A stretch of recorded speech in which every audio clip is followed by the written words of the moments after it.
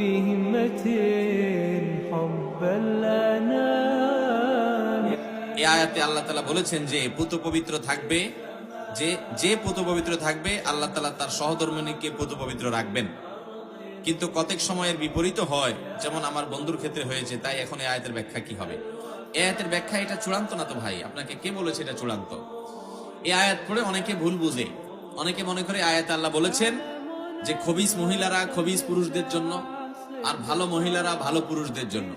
এই জন্য কোনো পুরুষ যদি নিজে খারাপ হয়, সে জানে তার চরিত্র ঠিকঠাক না, বহুত আকাম কুকাম করছে জীবনে, তো সে একটা পবিত্র পরিচ্ছন্ন ভালো মেয়ে তার কপালে আসলো, বিয়ে করছে, সে মিলাইতে পারে না, না এই মেয়ে ভালো হইতে পারে না, আমি তো 2 নম্বর মানুষ, অতএব আমার তো কপালে 2 নম্বরটা পড়ার কথা। সে নিজের বউয়ের প্রতি খারাপ ধারণা করে। এই আয়াত ভুল বুঝার কারণে, এটা আয়াতের মর্ম এভাবে নয়। এই আয়াতের একটা ব্যাখ্যা হলো, একটা প্রসিদ্ধ ব্যাখ্যা হলো, মন্দ কথা সেই সকল লোকদের জন্য যারা মন্দ, তারা মন্দর উপযুক্ত। এর মানে গালিগালাজ করা না, মানে সে মন্দ হলে তার প্রাপ্য মন্দ হয়, আর যদি সে ভালো হয় তার প্রাপ্য ভালো হয়। এখানে কথাকে বোঝানো হয়েছে, এটা একটা ব্যাখ্যা।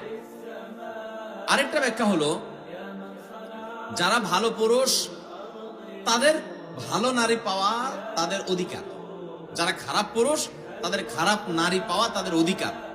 এর মানে এইটা না যে যত মানুষ ভালো হয় তাদের স্ত্রীরা সব ভালো হয়, যত মানুষ খারাপ হয় তাদের স্ত্রীরা সব খারাপ হয়। আল্লাহ এখানে কোনো সংবাদ দেন নাই, এটা জাস্ট তার উপযুক্ততা বলছেন যে তুমি খারাপ, তো তোমার খারাপই পাওয়ার হক এবং ওইটাই তোমার পাওয়া উচিত।